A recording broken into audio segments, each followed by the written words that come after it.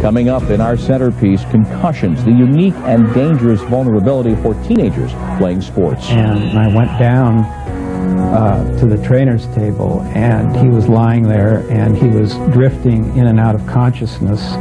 We called the paramedics, and they came.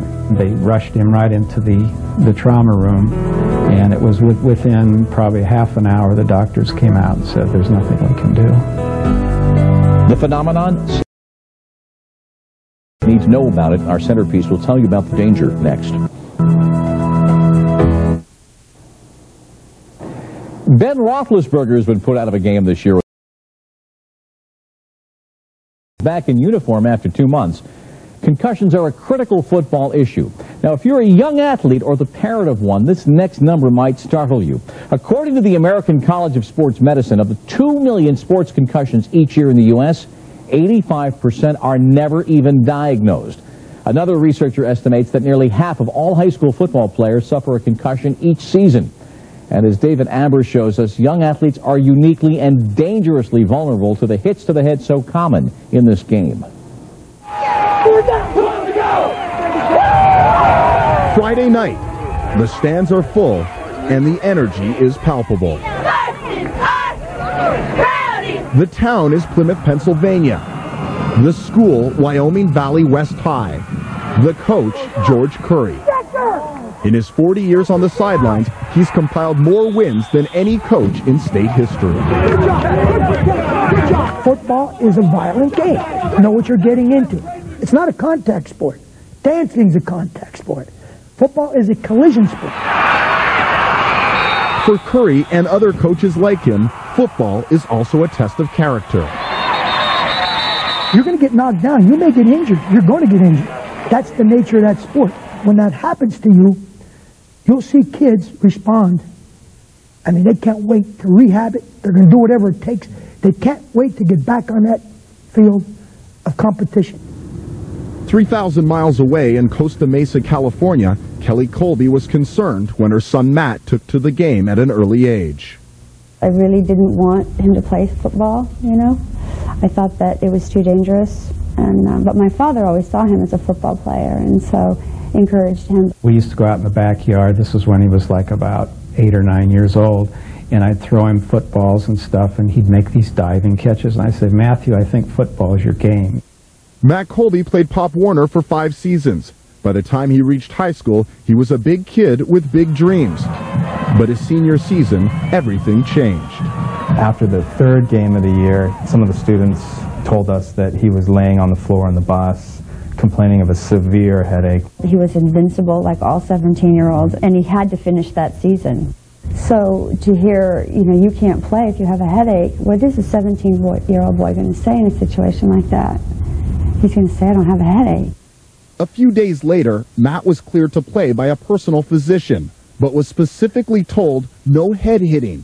Darren Colby says the doctor, who was not American, misunderstood Matt's sport. The physician that examined him actually thought that when he said he played football, that he was saying he played soccer. And that's, I think, what she meant by no head hitting, no hitting the ball with your head. The following game, Matt's grandfather noticed something out of the ordinary after what seemed like an ordinary play.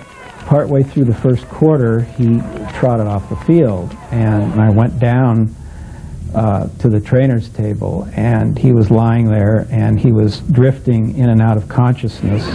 We called the paramedics, and they came. They rushed him right into the trauma room, and it was within probably half an hour the doctors came out and said there's nothing we can do.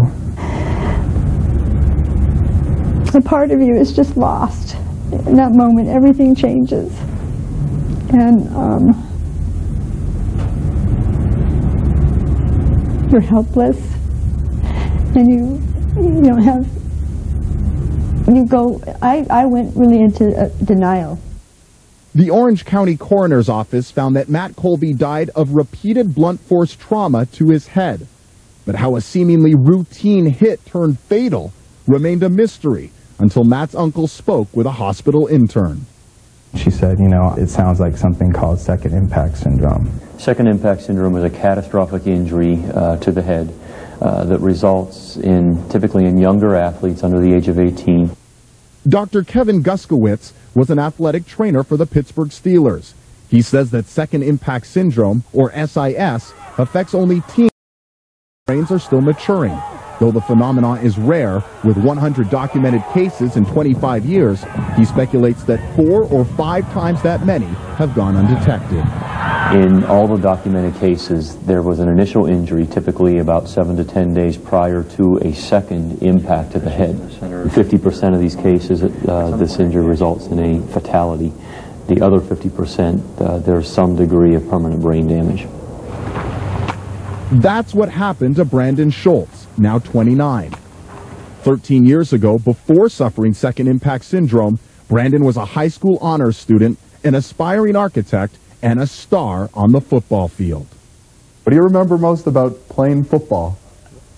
I loved everything about it. I mean, you know, from being in the locker room, you know, even in practices, you know, when I'd go into the locker room, you know, and be thrown on my pads and whatnot. I mean, as I was putting on the pads, I could already feel, you know, my adrenaline just pumping up, and oh, God, I loved it. Brandon's experience was similar to Matt Colby's. After a game, he started suffering headaches. A week later, he decided to play again without consulting a doctor. His mother, Lane Phelan, was in the stands that night. I remember looking at him, and he was standing there. He had his hand on his head as if it was hurting. He was just in on a tackle and was shook up quite a bit. He'd had his bell rung the week before. The next time I turned around and looked, he had collapsed on the field, and he was just flat on the ground. It's a miracle that I'm standing here talking to you right now. Coma for 6 days, in the hospital for more than a month, and underwent 4 brain operations. I had watched this young man in a month's time go from 185 pounds to about 145 pounds. He was pretty thin and pretty pale. But, you know, it was the first time we'd seen a smile on Brandon's face when he saw his little brother, and I just so can remember that. Oh, not even! Brandon is now able to enjoy hobbies like bowling, but still requires assistance in most aspects of his daily life. His short-term memory is impaired, he has partial loss of vision, and he walks with a brace because his brain cannot send the proper signals to his leg. It's certainly very sad to see a young man with that much promise go through this. It's a great place to Dr. go. Mark Lovell, a concussion specialist at the University of Pittsburgh, uses Brandon's case to help warn other kids at his clinic. Did anybody tell you you were knocked out after this happened? His medical team sees 50 to 70 high school football players a week, teenagers like this one, who suffered a concussion just days earlier. Then we went into tackling drills, and I don't remember anything after getting in line. There's some controversy regarding whether you actually need a second hit to cause that brain swelling that we see. However, in my opinion, we do see this more frequently after an initial injury. How serious do you think the problem of concussions are in high school football? I think it's always going to be there, that threat of a head injury, because of the sport we play. The head injury is part of that game, and you're always worried about it. You don't want to lose a good kid because of that. Any youngster that gets a head injury would make it a serious concern. What do you think kids out there, high school football players across the country, could learn from what happened to you? I think that they could learn to take every headache seriously. I know that I told, you know, people that my headaches were gone before they were gone because I wanted to play. You always think, you know, you never want to outlive your children, but you never ever think that you're going to outlive your grandkids. And I don't want to ever see anybody go through this again.